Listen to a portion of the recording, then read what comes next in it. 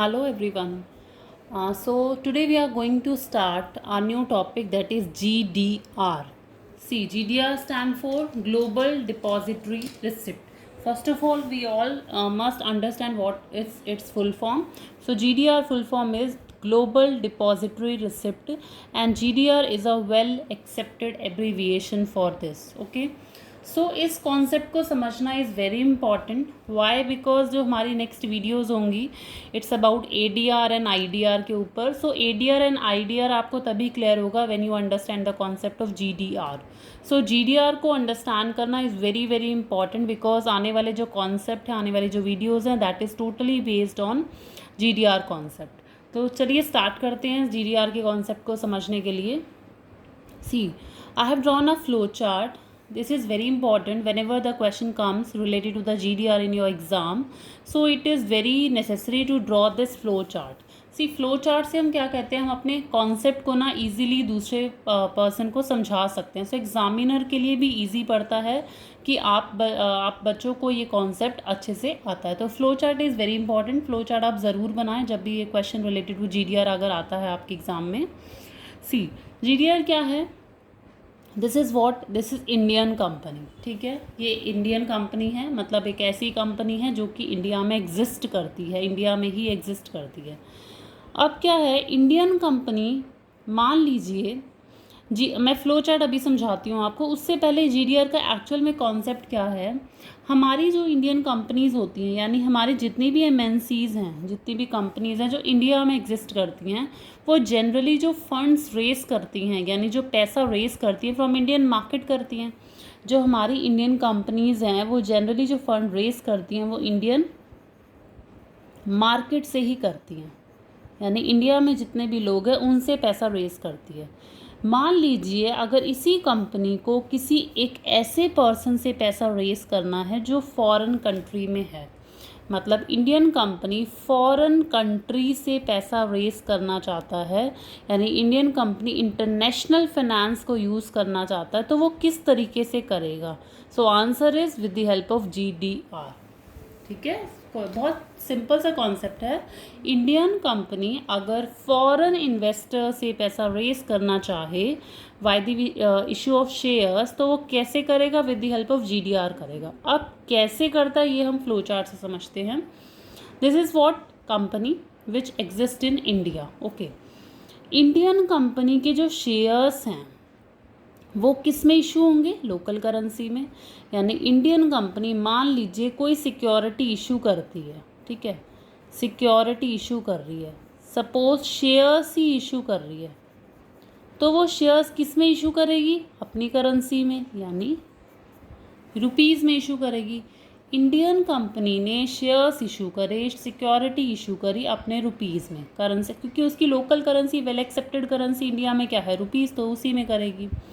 अब क्या हुआ, जो ये वाले शेयर्स थे, यानी जो रुपीज़ वाले हमारी लोकल करेंसी के शेयर्स थे, वो हमने ट्रांसफ़र कर दिए डिपॉजिटरी बैंक में. क्या हुआ कि हमारे जो इंडियन कंपनी के शेयर्स थे वो हमने ट्रांसफ़र कर दिए, दे दिए डिपॉजिटरी बैंक में. डिपॉजिटरी बैंक एक बहुत इम्पॉर्टेंट रोल प्ले करता है इस GDR के कॉन्सेप्ट में. कैसे? इस वाले बैंक ने ना करेंसी शेयर्स खरीद लिए रुपीज़ में ही, लेकिन अब ये वाला जो डिपॉजिटरी बैंक है उस वाले शेयर्स को जो इंडियन रुपीज़ में थे उसको कन्वर्ट करा इसने बाहर की कंट्री की करेंसी में, दैट इज़ डॉलर, सपोज. ठीक है, अब डिपॉजिटरी बैंक ने हमारे यहाँ से शेयर्स लिए और डॉलर्स में कन्वर्ट कर दिए. उसको डिपॉजिटरी बैंक ने इशू कर दिए depository receipt against these shares.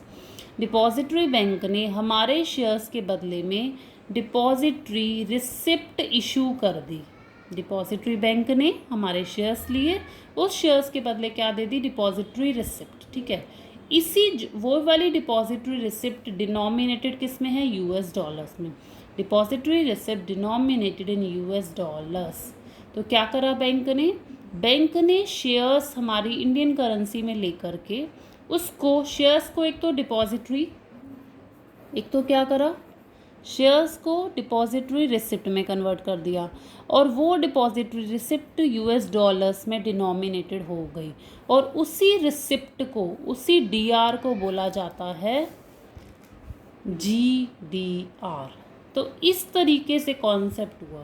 तो सिंपल सा कॉन्सेप्ट है, क्या है कि अगर इंडियन कंपनी को फॉरेन मार्केट से पैसा रेज करना है, ठीक है, अब बाहर के इन्वेस्टर से मुझे पैसा चाहिए, यानी मुझे बाहर की कंट्री में मुझे शेयर्स इशू करने हैं। अब वो लोग क्या मेरे शेयर्स इंडियन करेंसी में लेंगे? ऑब्वियसली नहीं, उन लोगों को तो अपनी करेंसी में शेयर्स चाहिए ना। तो आपने क्या करा, आपने अपने शेयर्स बैंक में दिए, डिपॉजिटरी बैंक को। उस बैंक ने उस शेयर्स को डीआर का नाम दे दिया, जो डॉलर्स में कन्वर्ट कर दी। उस डॉलर्स को आपने जीडीआर का नाम ले लिया। यानी बाहर की कंट्री में जो शेयर्स है वो किस नाम से जाने जाते हैं? डीआर के नाम से जाने जाते हैं, डिपॉजिटरी रिसिप्ट के नाम से जाने जाते हैं। अब घूम फिर के क्या होगा, इंडियन कंपनी के पास पैसा आ गया। कैसे? ये एक फॉरेन इन्वेस्टर है, ठीक है, इसने डीआर खरीदा। इसने क्या खरीदा? डीआर खरीदा, डिपॉजिटरी रिसिप्ट खरीदा डिपॉजिटरी बैंक से। इसने यहाँ इसको अपने पैसे दे दिए। डिपॉजिटरी बैंक ने इसने अपने वाले जो डॉलर्स इसने जो रिसिप्ट करे हैं फॉरेन इन्वेस्टर से, वो डॉलर्स को रुपीज़ में कन्वर्ट करके इंडियन कंपनी को दे दिया। तो इंडियन कंपनी के शेयर्स चले गए, बदले में इंडियन कंपनी के पास पैसा आ गया। लेकिन वो पैसा आया कहाँ से था? बाहर की कंट्री से, फ्रॉम आउटसाइड इंडिया। तो this is a concept of GDR, ठीक है। Beside the flow chart there are also certain facts related to the GDR. Let's see what it is. First point is GDR is a negotiable instrument. Very important term here. Negotiable instrument. Negotiable मतलब freely transferable, यानी एक जगह से दूसरी जगह, एक person से दूसरे पर्सन तक आसानी से ट्रांसफ़र हो सकता है जब भी इसको नेगोशिएबल करा जाता है। मान लीजिए इसने जीडीआर लिया, यानी इसके पास रिसिप्ट आ गई। तो अगर ये किसी पर्सन को रिसिप्ट देना चाहे, डीआर देना चाहे, तो he can easily do so. Why? Because it is a negotiable instrument and can be traded freely like any other security. यानी जो उसका ट्रेड है, यानी खरीदा जो बेचा जाता है, वो किसी और सिक्योरिटी की तरह फ्रीली खरीदा बेचा जाता है। यानी जीडीआर भी बाकी सिक्योरिटी की तरह है।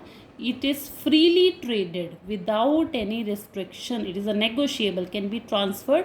मान लीजिए जैसे हम इंडिया में कहते हैं मैंने शेयर्स खरीदे, ठीक है, शेयर्स अगर मुझे बेचने हैं तो मैं कल जाके बेच दूंगी किसी और पर्सन को। जिसने मुझसे खरीदे वो किसी और को बेचना चाहे तो वो भी बेच सकता है। इसका मतलब क्या? नेगोशिएबल है, फ्रीली ट्रेड हो रहे हैं, कोई रिस्ट्रिक्शन नहीं है कि आपने खरीदे हैं तो आप कंपनी को ही बेचेंगे, किसी और को नहीं बेचेंगे। Nothing like that. So similarly GDR भी ऐसा ही कॉन्सेप्ट है। अगर मैं बाहर की कंट्री में हूँ और मैंने डीआर खरीदा है, मैंने जीडीआर रिसिप्ट खरीदी है, तो if I want to convert my GDR into dollars, then obviously I can do so. I can sell my GDR to any other person and obviously जिसने मेरे से ख़रीदा है GDR वो भी किसी और पर्सन को ट्रांसफ़र कर सकता है if he need money. So this was your first point, negotiable है. Second is what? In the Indian context, a GDR is an instrument, कह रहा है GDR एक ऐसा इंस्ट्रूमेंट है issued abroad by an Indian company, जो Indian company abroad में issue करती है, यानी बाहर इशू करती है, to raise funds in some foreign currency, ताकि बाहर की करेंसी में हमारे पास पैसा आए। और GDR लिस्टेड होता है, ट्रेड होता है on a foreign stock exchange. जैसे हमारे इंडिया में स्टॉक एक्सचेंजेस हैं, ऐसे ही बाहर भी फॉरेन स्टॉक एक्सचेंज है। जीडीआर को अगर ख़रीदना बेचना है तो वो फॉरेन स्टॉक एक्सचेंज में ही ट्रेड होगा, यानी वो वहाँ से ही ख़रीदा या बेचा जाएगा। Next is what? Holder of GDR can at any time convert it into number of shares it represent.